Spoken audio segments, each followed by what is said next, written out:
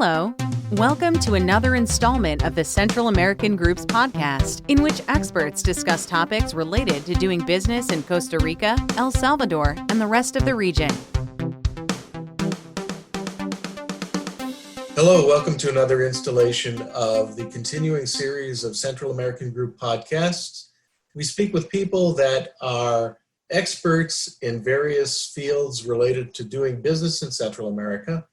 Today, we're speaking with Jorge Sequeira, and he's the director of CINDE. CINDE is the well-known economic development promotion group of Costa Rica. Hello, Jorge. How are you doing today? I'm doing okay, Steve. It's great talking to you. Could you give us a little bit of a background on yourself and your organization, please? Sure, I'd be glad to. So, yes, I am the managing director at CINDE. CINDE is Costa Rica's investment promotion agency. We have been doing this for almost 40 years now.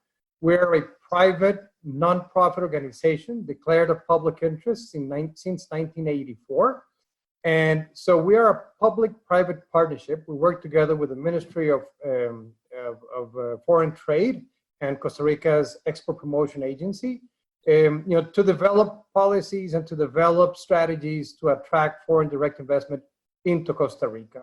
We work with strategic sectors such as the life sciences, information technology, advanced manufacturing, and centers of excellence sectors. Those are some of our key sectors, and we have been very successful over the years, having attracted over 300 multinational companies into Costa Rica that today generate 120,000 direct employees and approximately 60,000 indirect employees in all these different strategic sectors.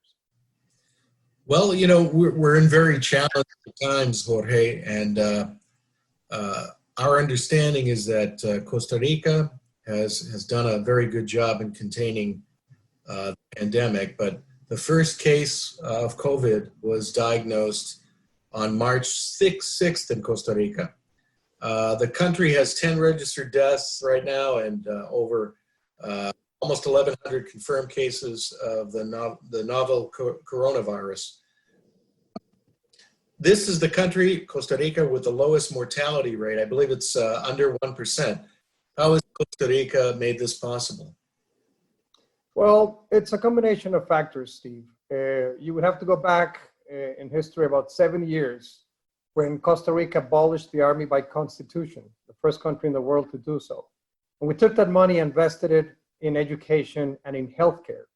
We have invested in our people, which, by the way, that's the reason so many companies are here, because of our education, because of our talent. But we're talking about health here today in your question. And so we have developed one of the best universal healthcare systems in the world. In fact, it's been ranked as one of the top 5 best universal healthcare systems in the world. We have what we call the EBAIs, which are these small health centers that are distributed throughout all the communities in our country that become sort of antennas to detect any potential surge of the virus in different parts of the country. And so the health authorities can act immediately to go and prevent that and to immediately quarantine those people and the people surrounding them so that they don't become contagious for other people or other neighbors or other people at work or in other endeavors. So together with an electronic system that was developed by our centralized universal healthcare institution, La Caja Costarricense de Seguro Social, which again is one of the few in the world that can say that almost 100% of the population is all included in this electronic healthcare system where you can go to any hospital or clinic or one of these small EBAIs in the country, and the people there would have access to your clinical record through that electronic system. So it's a combination of factors that have helped Costa Rica have these great results so far in terms of containing the virus. I would have to add to that also recognize that the people of Costa Rica have responded to the healthcare authorities' call for social distancing. And we, for example, in our sector, we have been able to send service companies home, to work from home in a matter of 1, 2, or 3 days 98% of personnel were working from home, avoiding, of course, contact at work with their workmates. So, I think it's a number of things that have happened that we've done right to have those great results so far. This has been a problem all over the world, obviously, but during the outbreak, how have multinational companies that are operating in Costa Rica managed to have continuity in their business operations? So that's a really good question, Steve, because it was a challenge. Almost overnight, we had to send, literally hundreds of thousands of people to work from home. You have companies here doing very, very critical operations in cybersecurity, in data analytics, in finance, in HR, that are mission critical, and some of them have very, very confidential information of the companies or their customers. And supposedly most of these jobs could not be done from home. Well, it turns out that in 1, 2, or 3 days, like I said before, 98% of these positions were working from home. So it could be done. And that was thanks to a very robust communications, internet infrastructure here in Costa Rica. The fact that most of these people have connectivity from home, that they have the conditions at home to provide those services, that they had the equipment, laptops or desktops, whatever the case might be, that they could deliver that service right from their own homes. And then in the manufacturing side, we had to work very hard. We put together work groups, public-private work groups, to address the different issues in, logistics, for example, in understanding the new decrees that were implemented almost daily by the government, with new rules and regulations of how this could be done and how we could continue work. But the fact of the matter, Steve, is that we were able to have, practically 100% business continuity to all our customers and all the multinationals operating here in Costa Rica. And that has helped actually Costa Rica,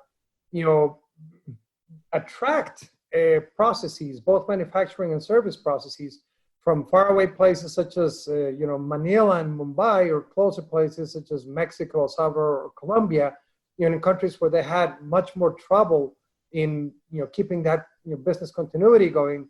And we were able to actually pick up on those processes and help those multinational companies have, globally speaking, continuity for their customers. So I think that it has been a very nice success story in terms of the resilience that we have been able to show for the companies to continue operating during this pandemic.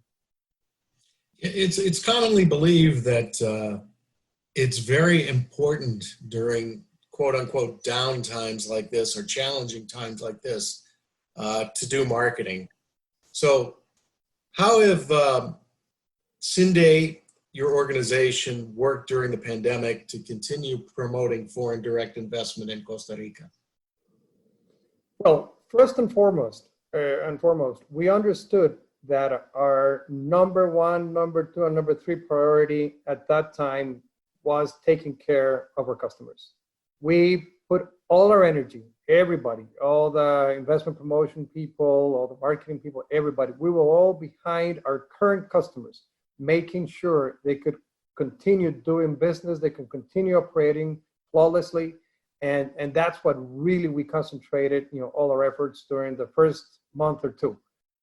Once we passed that, initial stage, and we sort of had this new normal of all these companies operating from home, and the manufacturing companies with all their logistics issues are resolved, and everybody, operating normally, we were able at that point to start looking then into the future. Of course, there is a world after COVID. And, we started looking at picking up, from we had left off in the past with a value proposition, which is based on 3 pillars: people, planet, and prosperity. And we believe that value proposition to be more valid than ever today. And when we add to that the resiliency that we were able to prove to the world that we talked about a few minutes ago, I think we have a very, very strong value proposition and statement to make for companies that are looking to relocate closer to home, in this case, to the North American market, those companies looking to nearshore, those companies looking for the China plus one strategy, Costa Rica absolutely has to be in that top list of candidate countries where they can bring their operations, be them manufacturing, advanced manufacturing, life sciences, or of course, services, particularly IT and centers of excellence where we have excelled. Looking forward, in a post-pandemic world, what are the next steps for Costa Rica, and how do you plan to continue creating and offering more business opportunities for people that might want to invest in Costa Rica? So the key factor here is talent. Costa Rica doesn't have a large internal market. We don't have oil or any minerals. The reason companies come to Costa Rica is because of our talent. We talked about that earlier in this interview, of how Costa Rica invested in developing its talent by education since many, many decades ago. So, our strategy has to continue to be, developing that talent, that bilingual talent that multinational companies are looking for. Post-COVID, companies are going to look, like we said, like I said before, they're going to be looking to be closer to home. They want to have cultural affinity. They want to be able to be one flight away from their operations.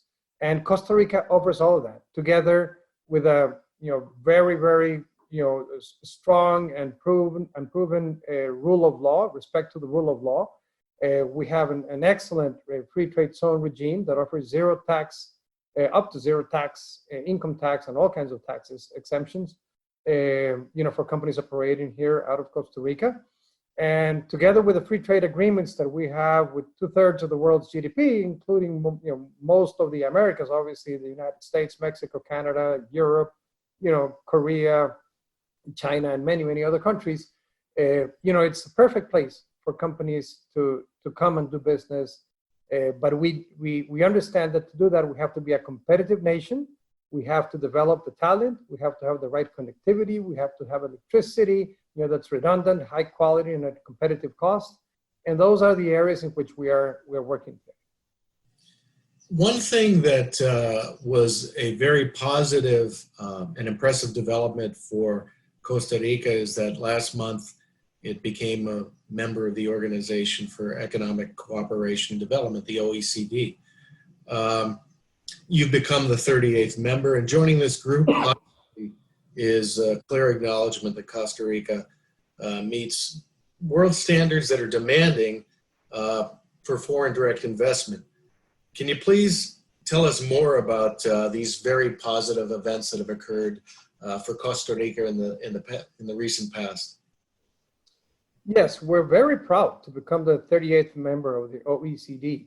As you know, it's a very select group of member states that are committed to world-class public policies for the benefit of their citizens. So this was a long process. It took us about 8 years to get here. We had to go through 22 rigorous committee evaluations. We had to pass through Congress many laws, in order to comply with those strict demands and those strict standards that the OECD sets for its member states.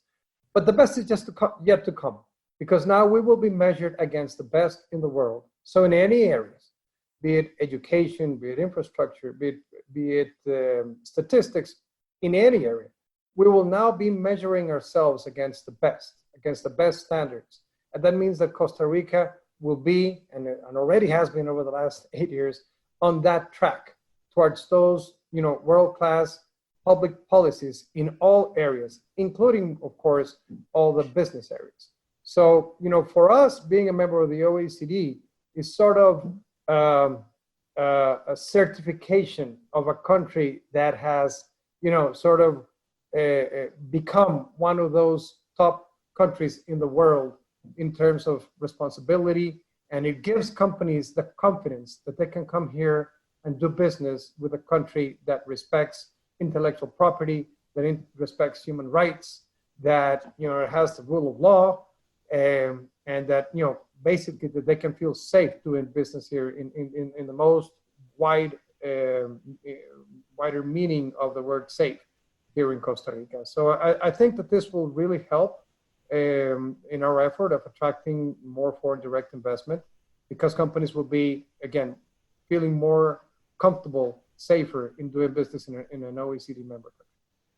Well, I know we've only scratched the surface here, and we could speak about Costa Rica and its benefits and its offerings for foreign direct investors.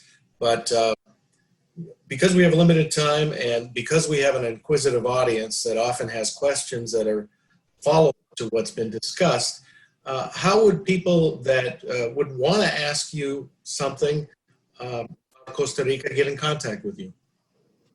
Well, I think the easiest way would be simply to write at our info@cinde.org. That would be info@cinde.org. And we'd be glad to reply to any questions people might have.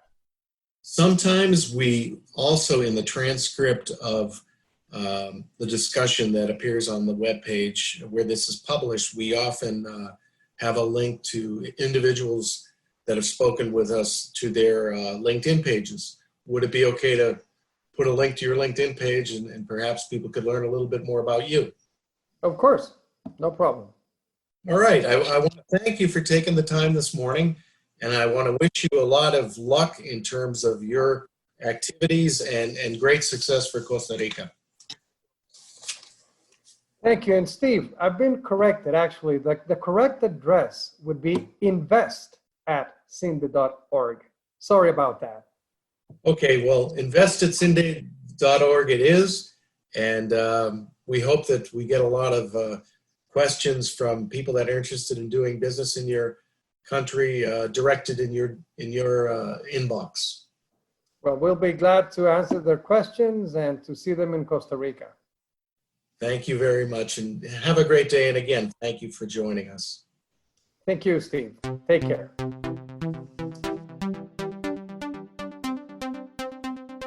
Thank you for listening. Sign up to receive the Central American Group's quarterly newsletter by visiting www.thecentralamericangroup.com.